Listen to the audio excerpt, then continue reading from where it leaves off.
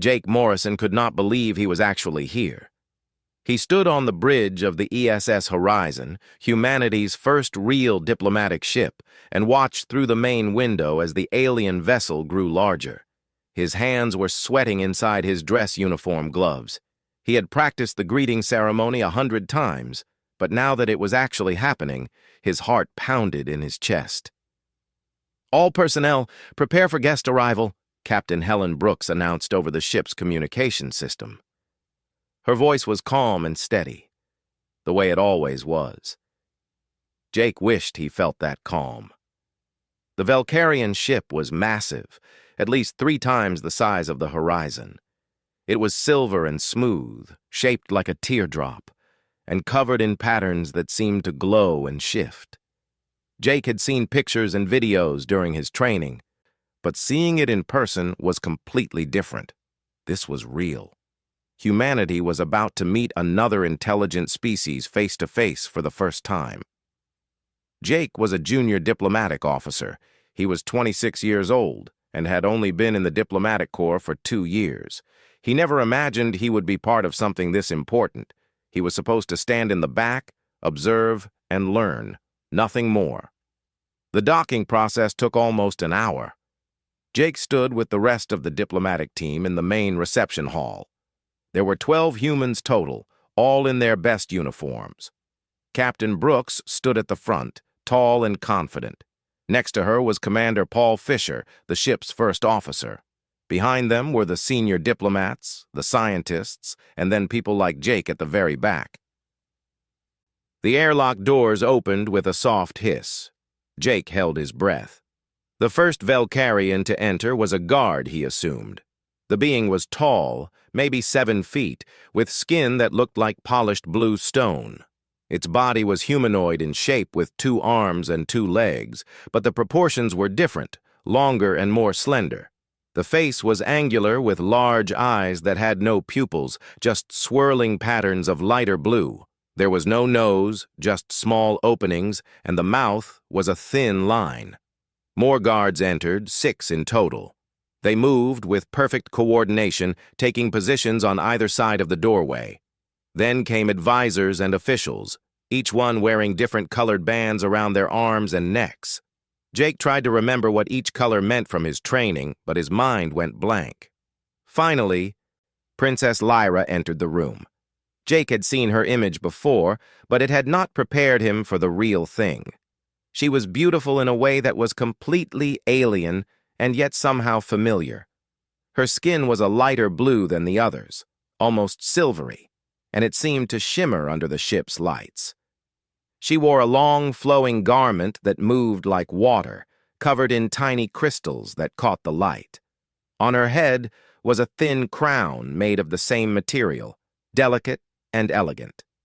She was taller than Captain Brooks by at least 6 inches.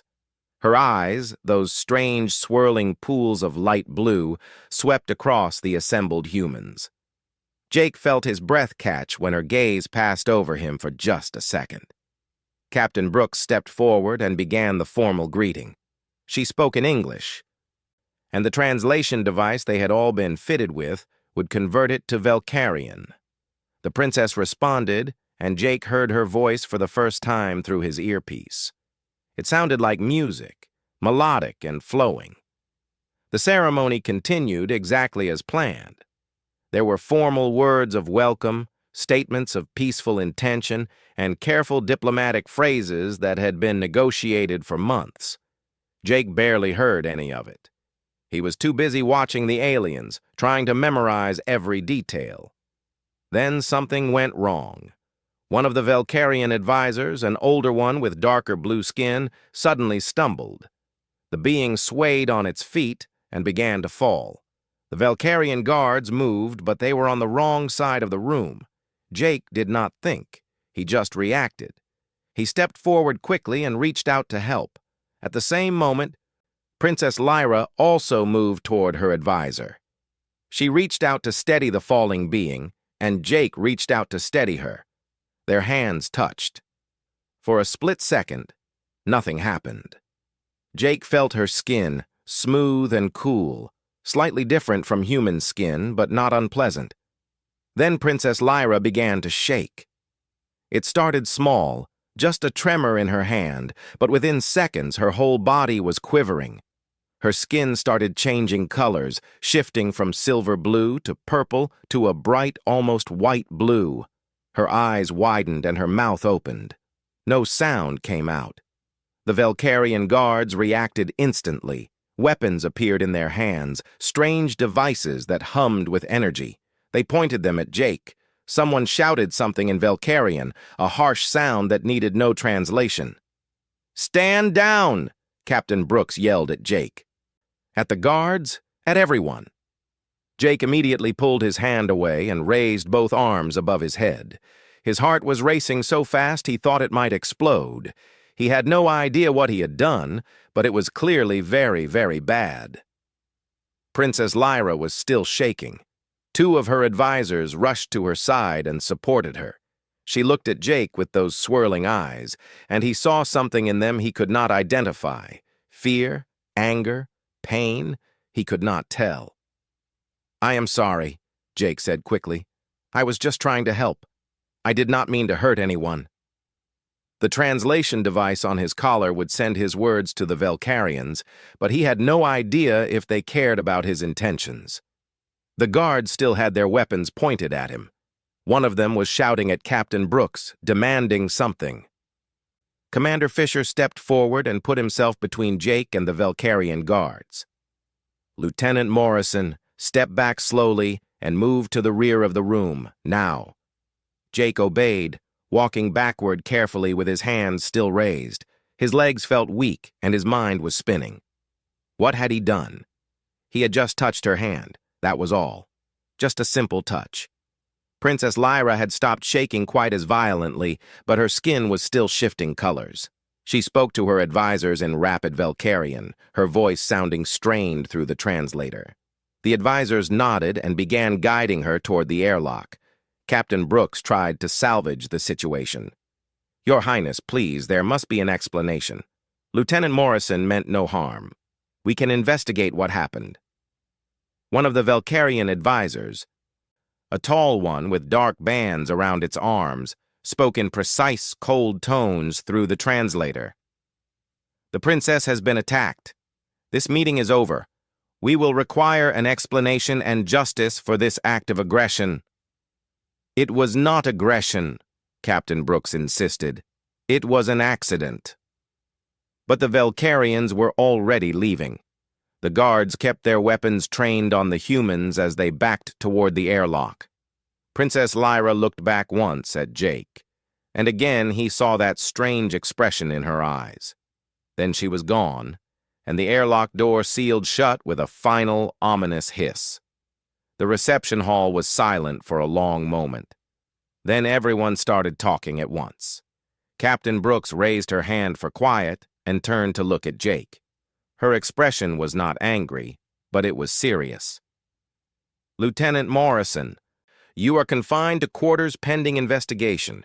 2 guards will escort you. You will speak to no one except medical personnel and myself. Is that understood?" "Yes, Captain," Jake said quietly. His voice sounded hollow in his own ears. As the guards led him away, Jake kept replaying those few seconds in his mind. The feel of her hand in his, the way she had started to shake, the colors shifting across her skin. He had not hurt her on purpose. He had just been trying to help, but somehow he had triggered something. Something that might have just destroyed humanity's first chance at an alliance with an alien species. And he had absolutely no idea why. The holding room was small and plain. Jake sat on the metal bench and stared at the gray wall. He had been there for 3 hours. 3 hours of replaying the moment over and over in his mind. 3 hours of wondering if he had just started an interstellar war. The door opened, and Dr. Lisa Grant entered. She was the ship's chief medical officer, a woman in her 40s with gray streaks in her dark hair and a calm, professional manner. "How are you feeling, Lieutenant?" she asked, setting down her medical bag. "Confused," Jake said honestly. "Scared." I do not understand what happened. Neither do we yet. That is why I am here.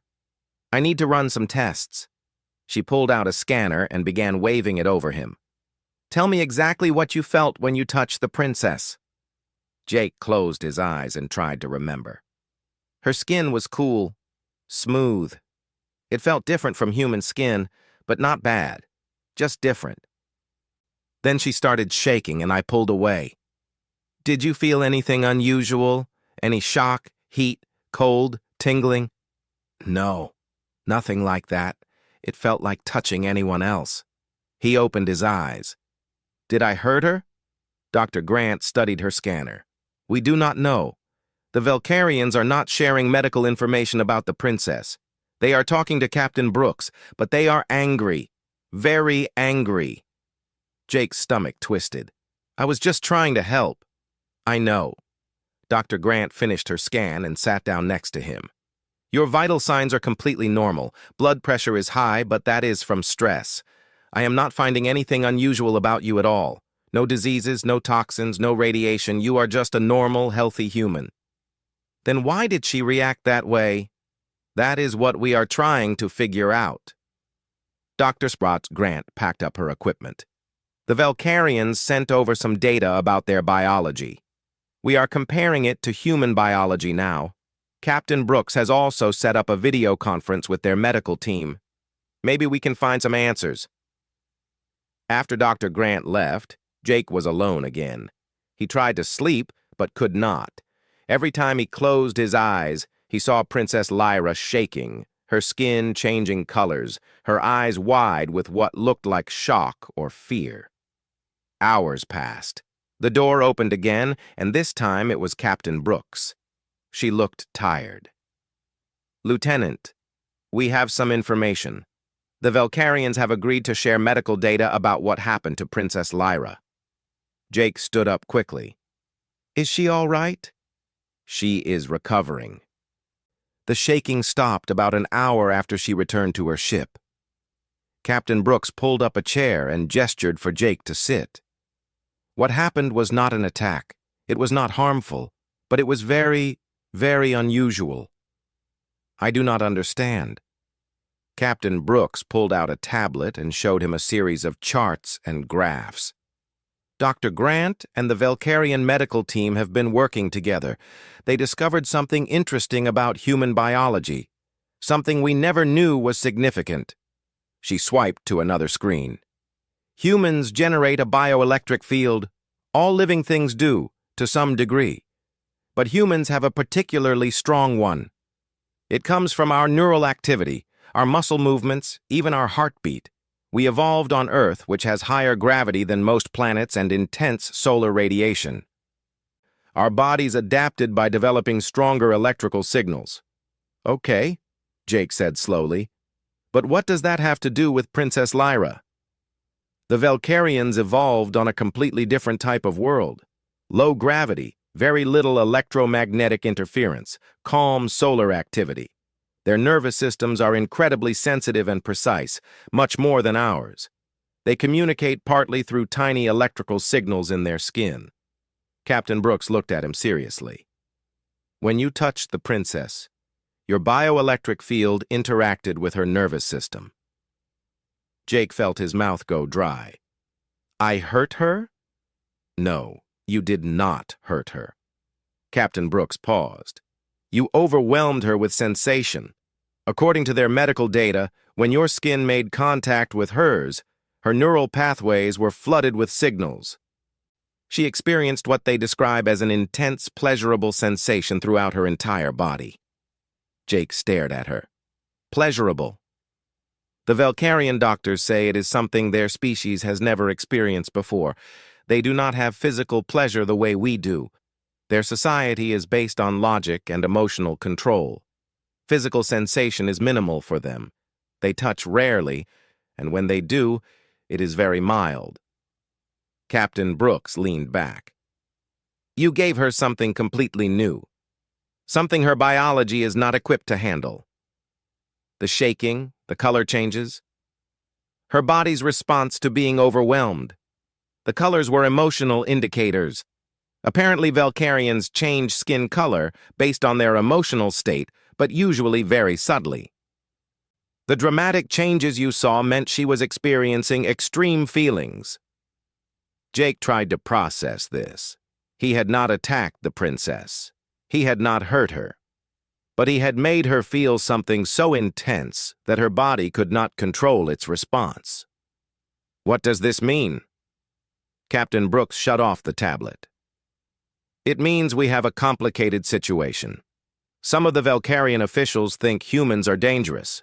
They are worried that we could use our touch to manipulate their leaders, to control them through physical sensation. They want to end all contact with humanity. That is crazy.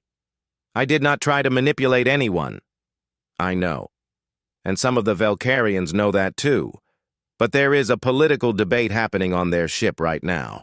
Some want to isolate themselves from us. Some want to study this phenomenon further. She looked at him directly.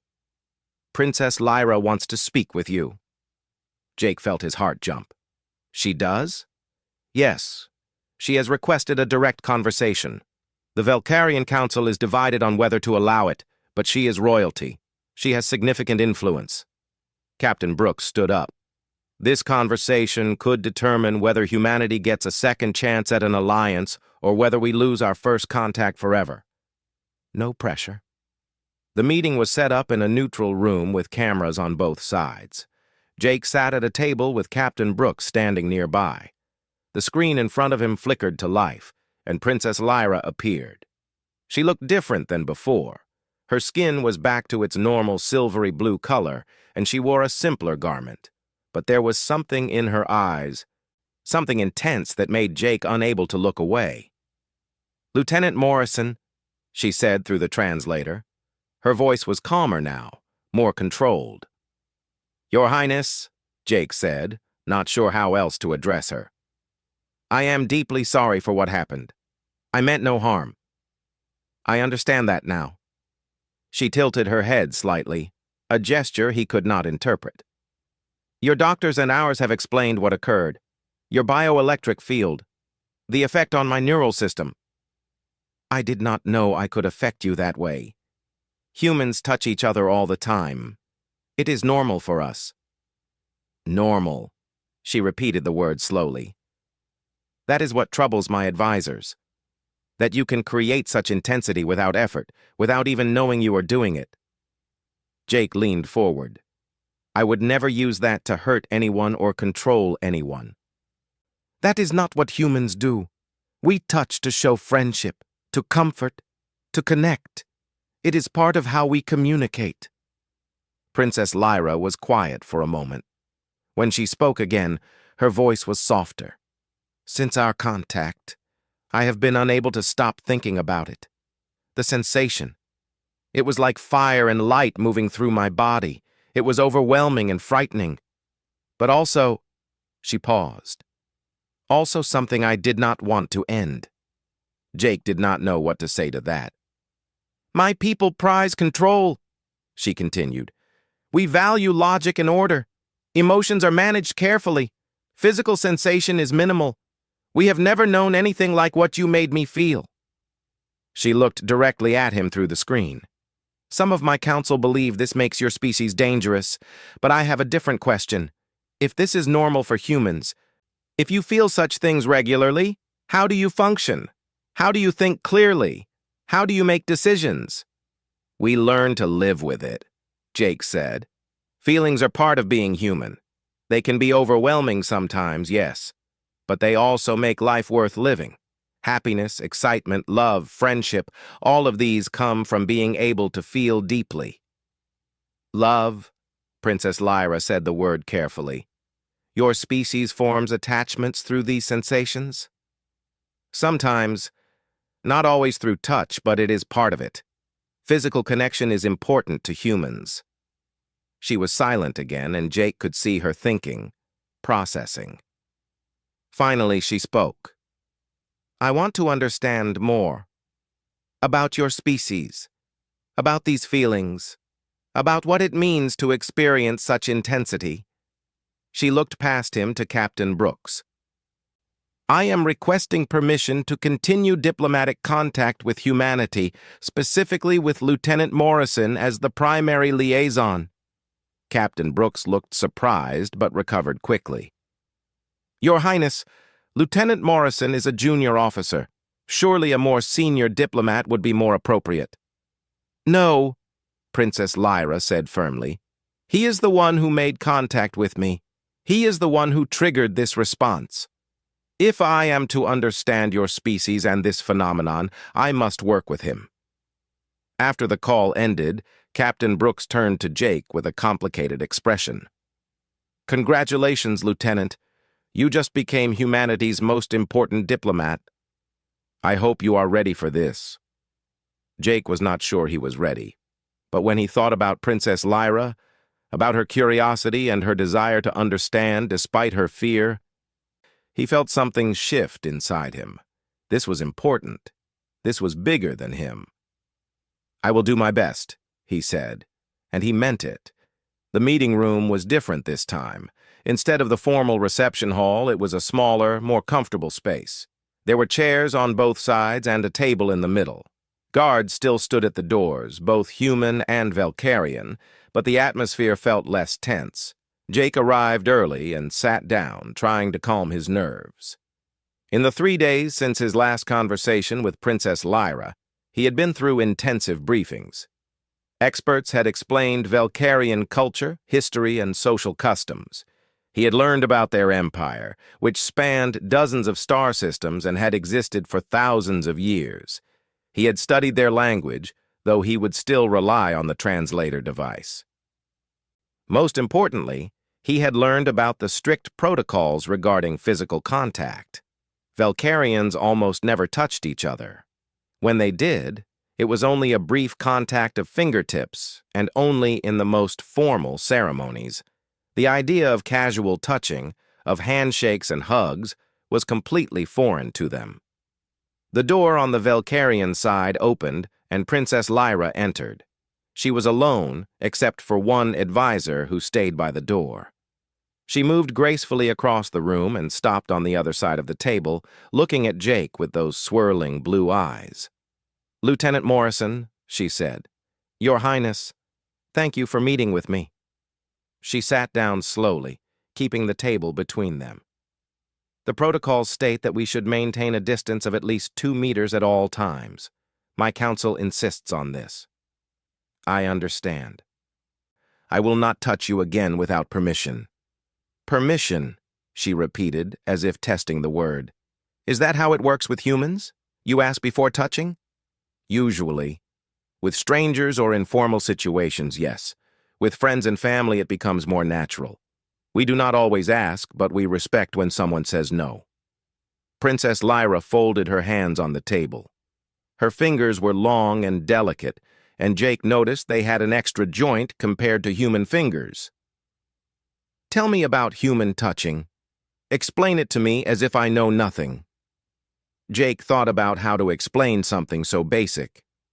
Well, there are many types of touch. A handshake is a greeting, a way to show respect and trust.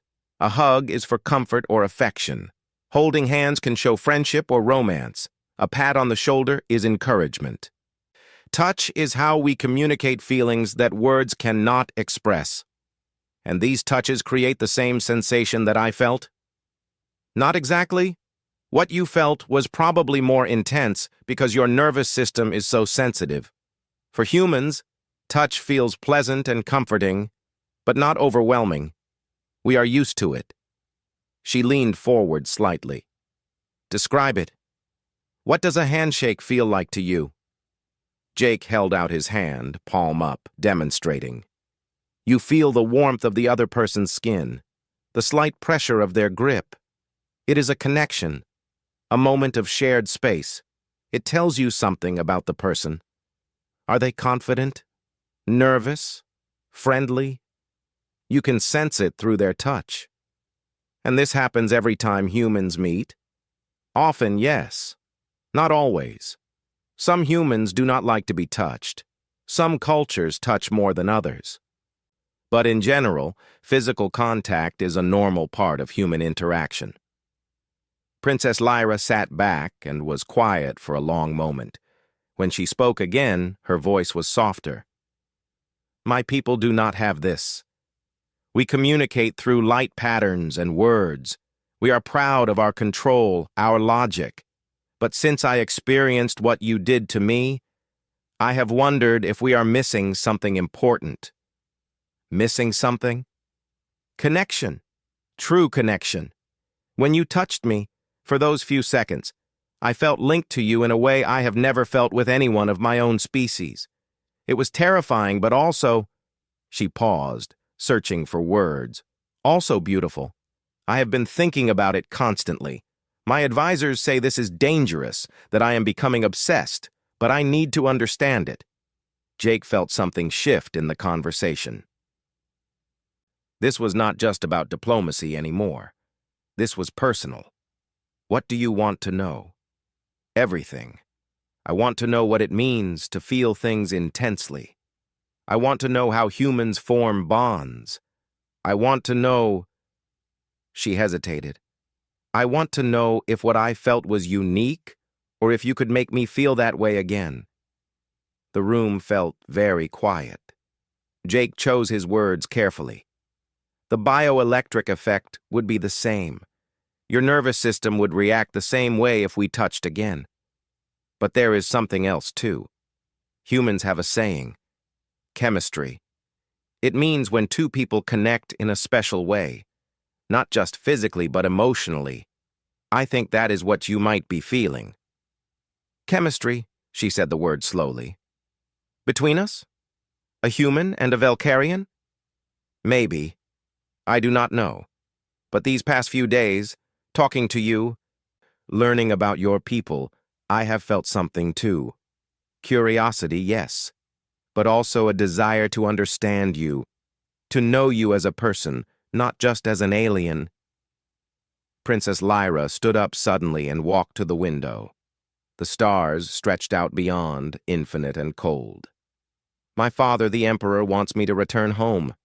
He says I have fulfilled my duty by making first contact.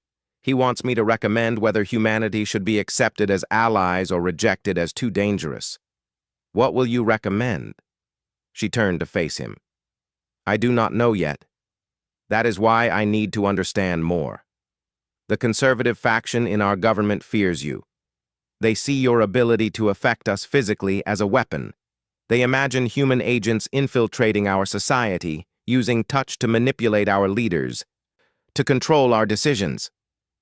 That is not who we are. I want to believe that, but I need proof. I need to know that this connection, this intensity, can be something positive, something that brings our species together rather than pushing us apart. She took a step closer to the table. I have a proposal. What kind of proposal? I want to continue these meetings. I want to learn about human culture, about emotions, about physical connection, and I want to teach you about Valkyrian culture, our history, our values. I want us to truly understand each other. She paused. And I want to try touching again, in a controlled environment, with medical monitoring, to see if we can manage the intensity, if I can learn to experience it without losing control. Jake felt his heart beat faster. Your council approved this? Not entirely. But I am third in line to the throne. I have authority to make certain decisions, and I have convinced the moderate faction that understanding this phenomenon is crucial for our future relations with humanity. If I can prove that humans are not a threat, that this touch can be controlled and beneficial, it will change everything. And if you cannot prove it. Her skin flickered slightly, a pale purple color washing over her for just a second. Then my people will likely choose isolation. We will end contact with humanity and forbid any future interaction. Your species will be alone in the galaxy once more. The weight of that statement hung in the air. Jake stood up slowly. Then we better figure this out together. Over the following weeks, they met every day. Sometimes they talked through screens, safely separated. Other times they met in person with guards present. Princess Lyra asked endless questions about human life. What did it feel like to hug a friend? Why did humans cry when they were sad or happy? How did parents bond with children through touch? Jake answered as best he could and asked his own questions.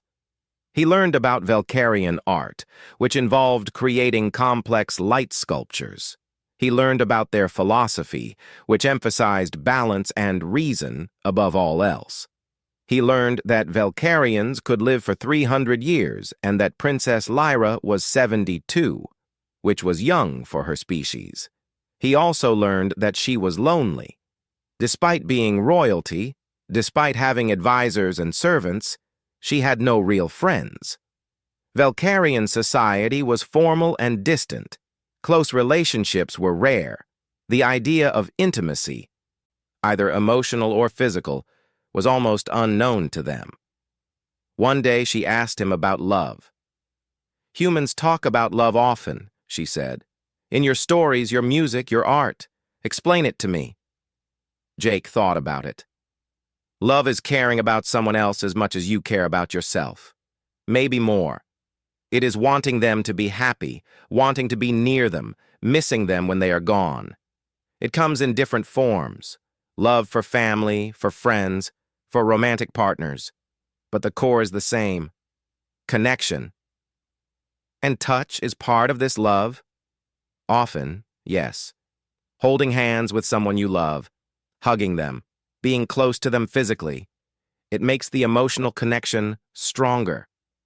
Princess Lyra was quiet for a long time. Finally, she said, "I think I am beginning to understand. And I think I am ready to try again." "Try what?" "Touching you. I have been working with our medical team. They have developed techniques to help me manage the neural response. I have been practicing meditation and control exercises. I want to see if I can experience your touch without being overwhelmed."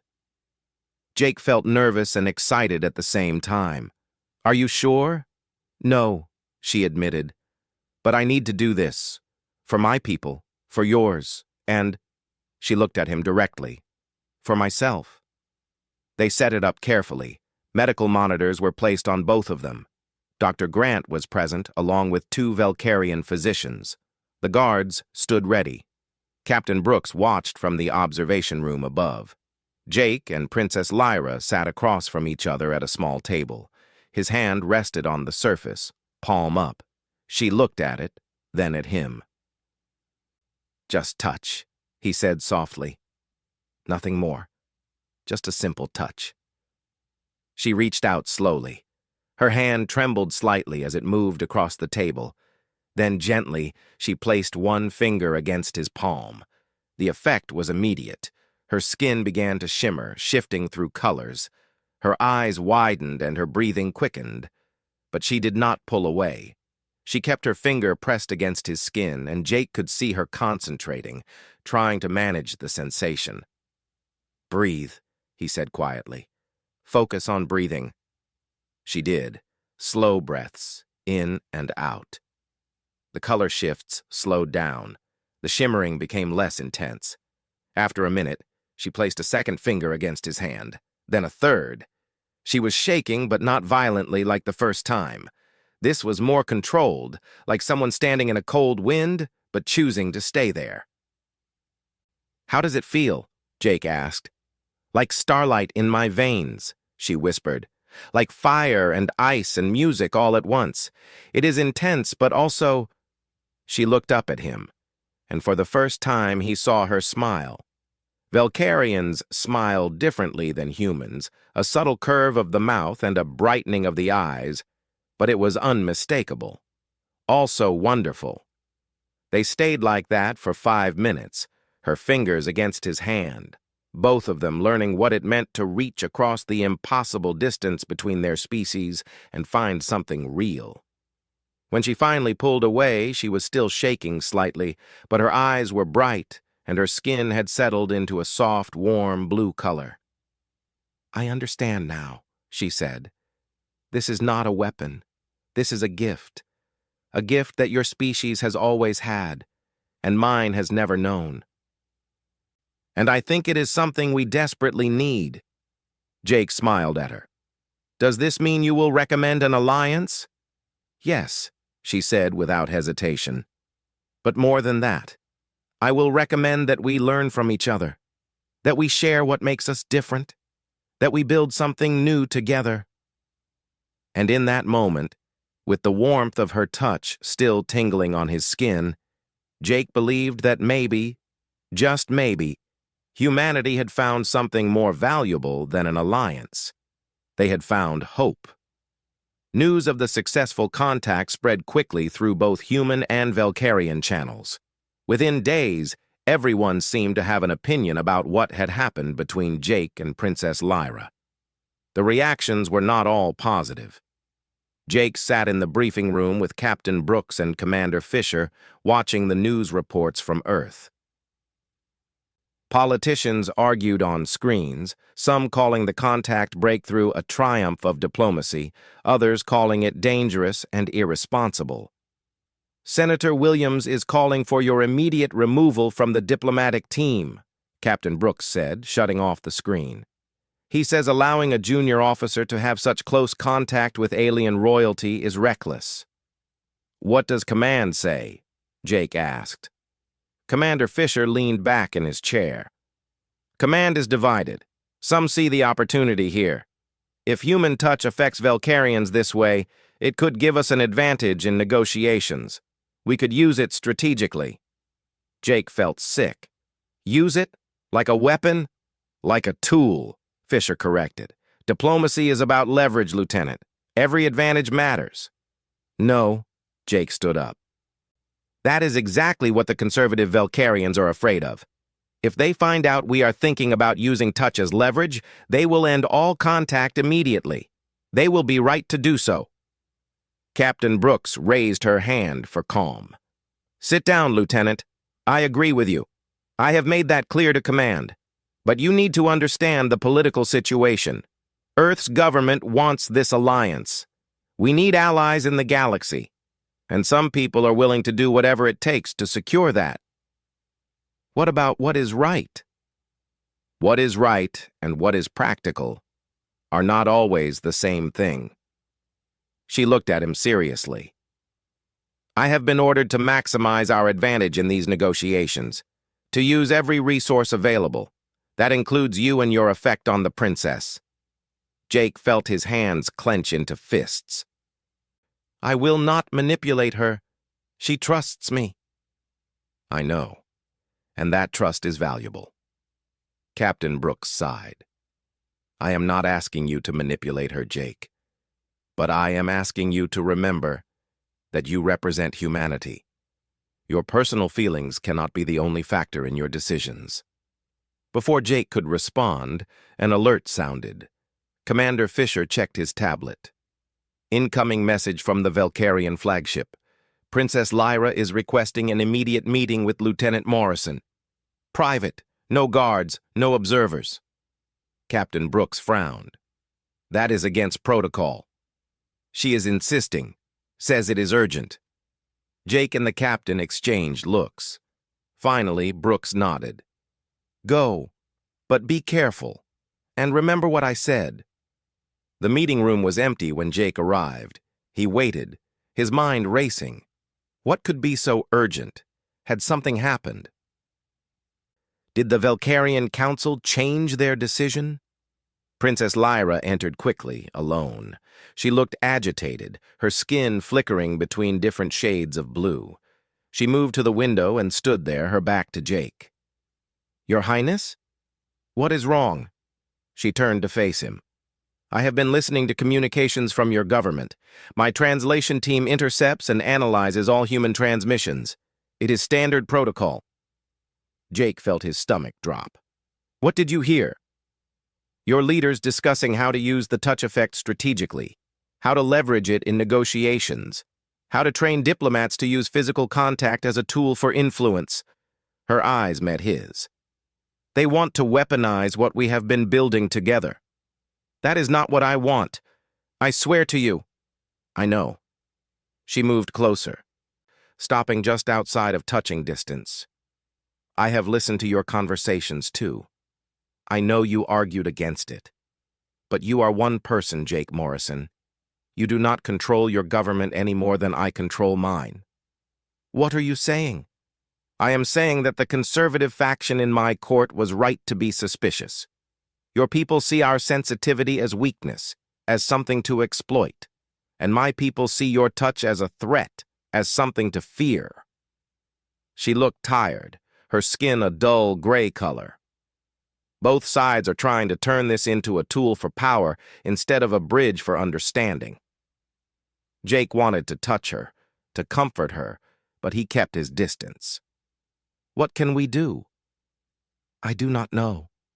She wrapped her arms around herself, a gesture that looked very human.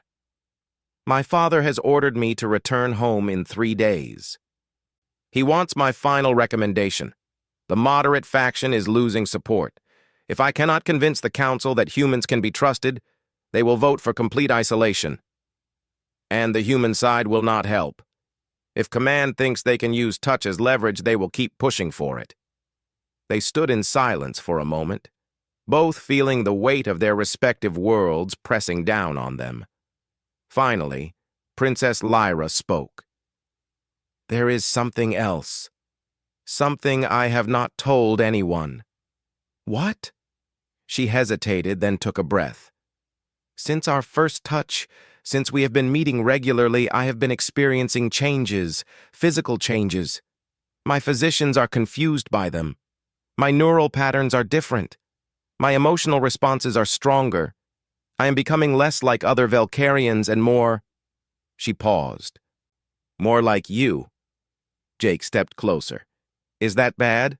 Are you in danger? No, not danger. But I am changing in ways my species has never experienced. The repeated exposure to your bioelectric field is affecting my nervous system permanently. I am developing the capacity to feel emotions more intensely, to crave physical sensation, to want connection. She looked at him with something that might have been fear or longing. I am becoming addicted to the way you make me feel. The word hung between them. Addicted. I am sorry, Jake said quietly. I never wanted to hurt you or change you. I know, and I do not regret it. She took a step toward him. That is what frightens me. I should regret it. I should want to go back to the way I was before, controlled and logical. But I do not. I want more. I want to understand these feelings completely. I want... She stopped herself. Want what? She looked away. It does not matter. In 3 days I return home. This ends.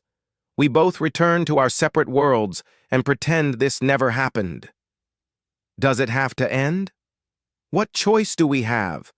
Your government wants to exploit this. My government wants to forbid it. We are caught between two forces we cannot control. Jake made a decision. Then maybe we need to show them something different, something that is not about strategy or fear, something real. What do you mean?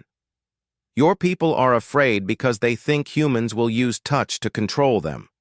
My people see it as a tool because they do not understand what it really means.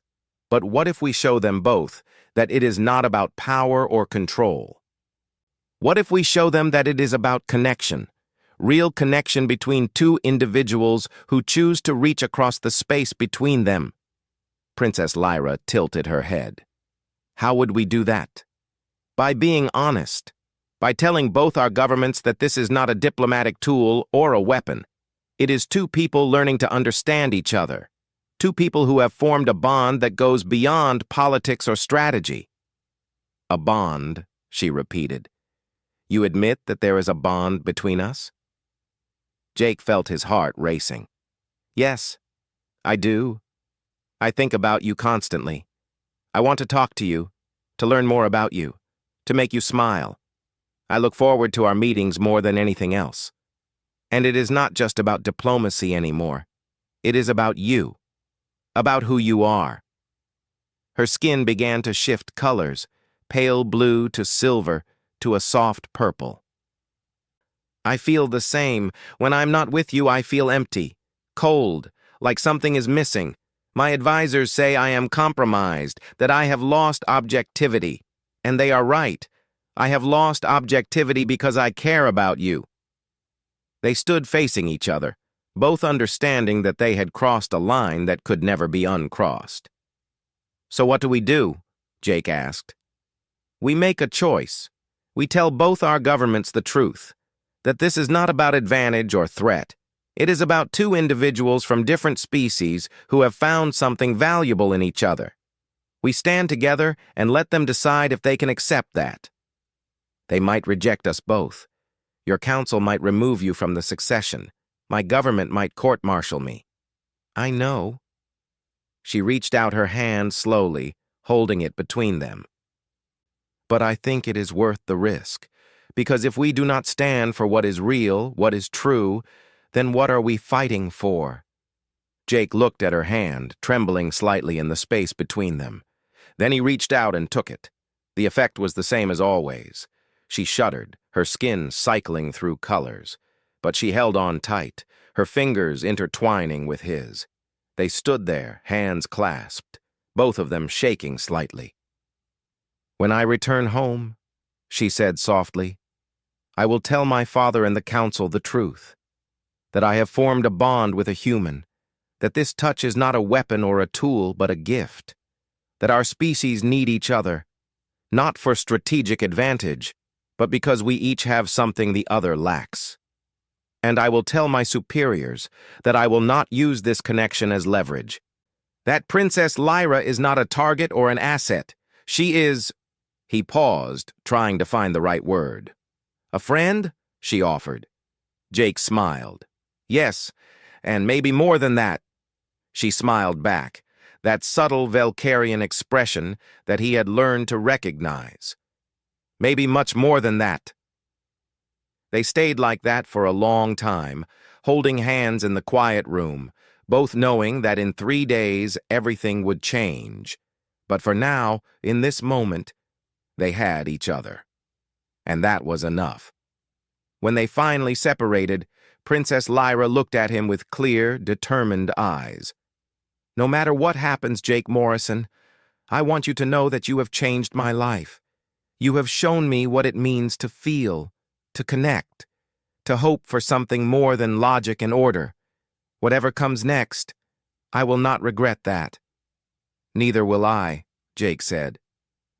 As she left the room, Jake stood alone and thought about what they had decided. They were going to stand together against both their governments, to argue for something that neither side wanted to hear. It was risky. It was probably foolish. But it was also the right thing to do. And sometimes, he thought, that was all that mattered. The day of Princess Lyra's departure arrived too quickly. Jake stood in the command center of the ESS Horizon, watching through the main viewport as the Valkyrian flagship prepared to leave. In just a few hours, she would be gone, traveling back to her home world to face the Imperial Council. And he would remain here, waiting to hear whether humanity's first contact would end in alliance or isolation. Captain Brooks stood beside him. "You are sure about this? About what you are going to say?"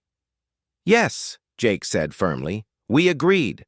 No more lies, no more manipulation, just the truth." "The truth does not always win, Lieutenant." "Maybe not, but it is all we have." An alert sounded. Commander Fisher called out from his station. "Captain, we are receiving a priority transmission from Earth Command.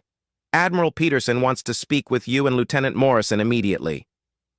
Brooks and Jake moved to the communication room. The Admiral's face appeared on the screen, stern and serious. He was in his 60s with gray hair and sharp eyes that missed nothing. "Captain Brooks, Lieutenant Morrison, I have been reviewing the reports from your mission. I have also been reading the transcripts of your conversations with Princess Lyra." Jake felt a chill. They had been monitoring everything. The Admiral continued, "I want to make the Earth government's position clear. The Valkyrian Empire represents our best chance at a major alliance. We need this, Lieutenant. We need allies, trade partners, and protection in a galaxy where humans are the newcomers. Do you understand the stakes?" I do, sir, Jake replied. Then you understand why I am ordering you to use every advantage we have. The princess has formed an attachment to you. That attachment is valuable. You will continue to cultivate it, to strengthen it, and to use it to influence her recommendation to the Valkyrian Council. No, sir. The Admiral's eyes narrowed. Excuse me? I said no, sir. I will not manipulate Princess Lyra. She is not a tool for Earth to use. You do not have a choice in this matter, Lieutenant. That is a direct order. Jake took a breath. Then I am refusing that order, sir, and I am prepared to accept the consequences. Captain Brooks stepped forward. Admiral, with respect, I support Lieutenant Morrison's position. Using personal relationships as diplomatic leverage will backfire. The Valkyrians are not stupid. They will see through any manipulation, and it will destroy any chance we have at a real alliance. Your opinions are noted, the Admiral said coldly. But my orders stand. Lieutenant Morrison, you will comply or you will be removed from the diplomatic team and court-martialed for insubordination. Is that clear? Before Jake could answer, another voice cut through the communication channel. Admiral Peterson, this is Princess Lyra of the Valkyrian Empire. I have been listening to this conversation. The Admiral's face went pale. On a secondary screen, Princess Lyra appeared. She was in her formal robes, her crown in place, looking every bit the royal she was. Your Highness, the Admiral stammered, this is a private communication.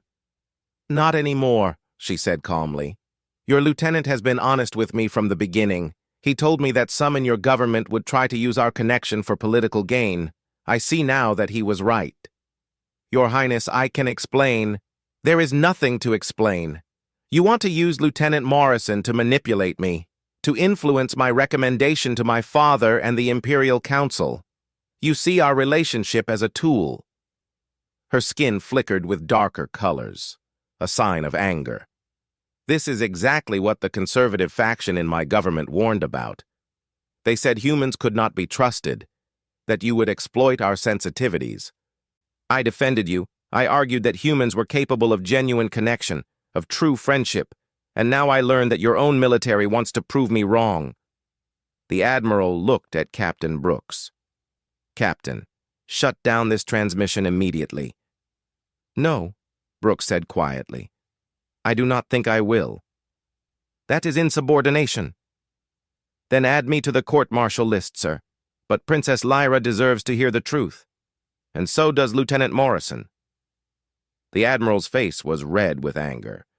But before he could speak again, Princess Lyra continued. I am making my own transmission right now to my father and the Imperial Council. I am telling them about this conversation. I am telling them that Earth's military command views our relationship as a strategic tool, and I am telling them that despite this, I still believe in the possibility of a true alliance between our peoples. Your Highness, please. I am not finished. Her voice was sharp now, commanding. I am also telling them about Lieutenant Jake Morrison, about his honesty, his integrity, and his refusal to follow orders that would compromise his principles. I am telling them that if humanity has more people like him, then perhaps there is hope for our species to work together. Jake felt his throat tighten. She was defending him, even though it might cost her everything. Princess Lyra turned her gaze to Jake on the screen. Lieutenant Morrison, you were right. The truth is all we have. And the truth is that you and I have formed a bond that goes beyond politics or strategy. I care about you. I trust you. And I am willing to stand before my people and say that, regardless of the consequences. I feel the same way, Jake said, his voice rough with emotion. About you. About all of this. The Admiral tried to regain control. This is completely inappropriate. Personal feelings have no place in diplomatic relations. You are wrong, Princess Lyra said. Personal feelings are the foundation of all true diplomacy. Without trust, without genuine connection between individuals, there can be no lasting alliance, Only temporary agreements based on fear and advantage. She straightened her shoulders. I am returning to my home world. I will make my recommendation to the Imperial Council, and I will tell them that humanity is worth the risk, but only if they choose the path of honesty over manipulation. The choice is yours, Admiral. Choose wisely. The transmission ended. The room was silent for a long moment. Finally, the Admiral spoke, his voice tight. Captain Brooks, Lieutenant Morrison, you are both suspended from duty pending a full investigation. You will remain on the horizon until further notice. Understood, sir, Brooks said. The Admiral's face disappeared from the screen. Brooks turned to Jake. Well, Lieutenant, we just committed career suicide. I hope it was worth it. It was, Jake said without hesitation. The next 3 days were the longest of Jake's life. He was confined to quarters with limited communication privileges. He could not contact Princess Lyra. He could not follow the news from either Earth or the Velcarian Empire. He could only wait. On the 3rd day, Commander Fisher came to his door. You have a visitor. Jake expected Captain Brooks or maybe a military lawyer. Instead, Princess Lyra walked into his room. She looked tired but determined. Her skin was a soft, warm blue color. Your Highness? I thought you left for your home world. I did. I spoke to the Imperial Council yesterday, and then I returned here immediately. What did they say?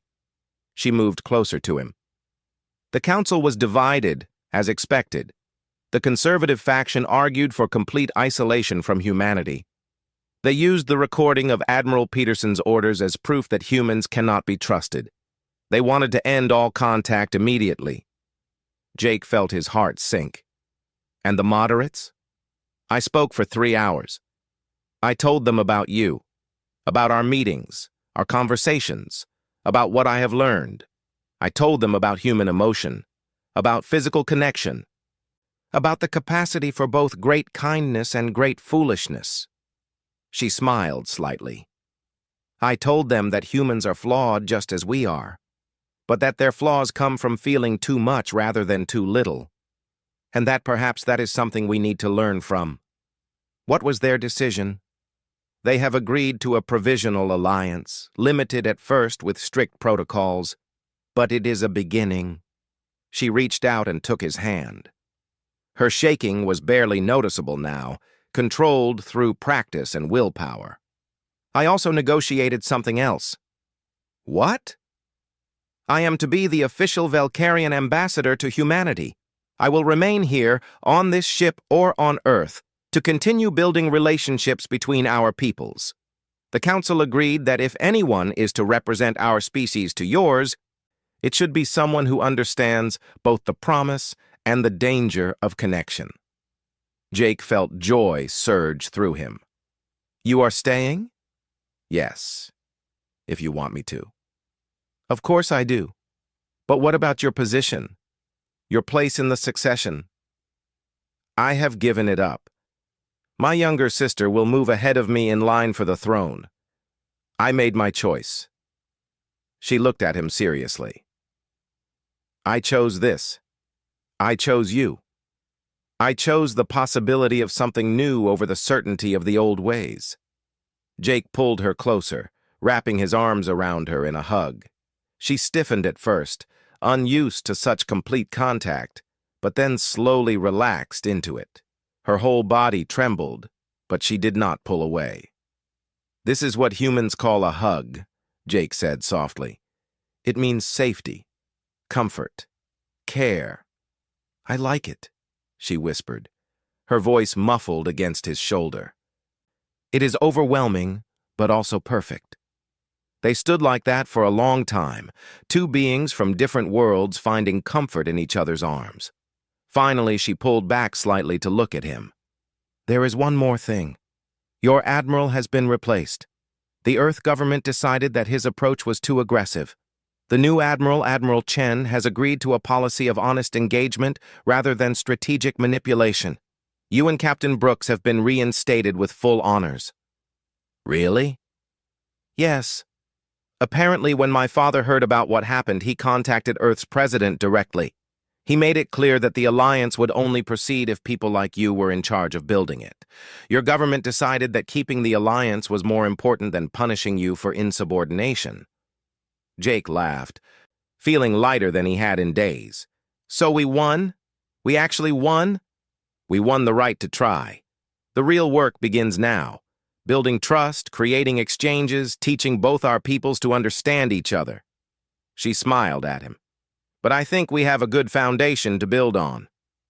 What foundation is that? She reached up and touched his face gently, her cool fingers against his warm skin. Hope, and something else. Something I have been learning from you. What is that? Your language has a word for it. A word for when two people from different worlds find each other and choose to build something together. When they care about each other's happiness as much as their own. When physical touch becomes a language of emotion and connection. What word? She looked into his eyes, her swirling blue gaze meeting his. Love. I think that is what this is becoming, and it terrifies me and thrills me in equal measure. Jake felt his breath catch. I think you are right, and I think I am okay with that. Terrified and thrilled, but okay with it. She laughed, a sound like musical chimes. Then we will be terrified and thrilled together. Later, Jake stood with Princess Lyra on the observation deck, looking out at the stars. Earth was visible in the distance, a blue jewel against the darkness. The Valkyrian flagship hung nearby, a silver teardrop reflecting starlight. Two ships, two species, two individuals who had crossed the impossible distance between their worlds and found something neither expected. Princess Lyra slipped her hand into his, and he squeezed gently. She still quivered at his touch, but now it was familiar, welcome, a reminder of everything they had discovered together. What do humans call this feeling? She asked, watching the stars. This sense that something important is beginning? That the future is full of possibility? Jake thought about it, then smiled. We call it hope. Hope that the universe is bigger and stranger and more beautiful than we ever imagined. Hope that we are not alone. Hope that two different beings can reach across the void and find each other. Hope, she repeated, tasting the word.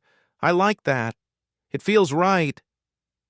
They stood together in comfortable silence, hands joined, watching humanity's home world slowly turn in the darkness. Behind them, the future stretched out uncertain and vast. Challenges would come, misunderstandings would happen, both their peoples would need time to adapt to this new reality. But for now, in this moment, none of that mattered.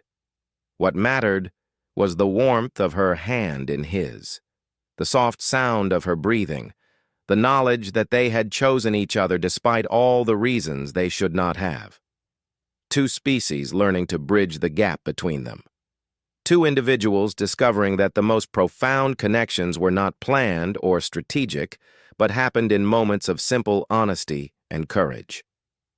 Jake Morrison had touched an alien princess's hand and changed both their worlds. And now, together, they would build something new. Something that honored both their peoples while creating space for something neither had known was possible. A future where different species could not only coexist, but could care for each other, could connect, could love. And that, Jake thought as he looked at Lyra's face reflected in the observation window, was worth every risk they had taken. The stars stretched out before them, infinite and waiting. And for the first time since humans had reached for the stars, they would not reach alone.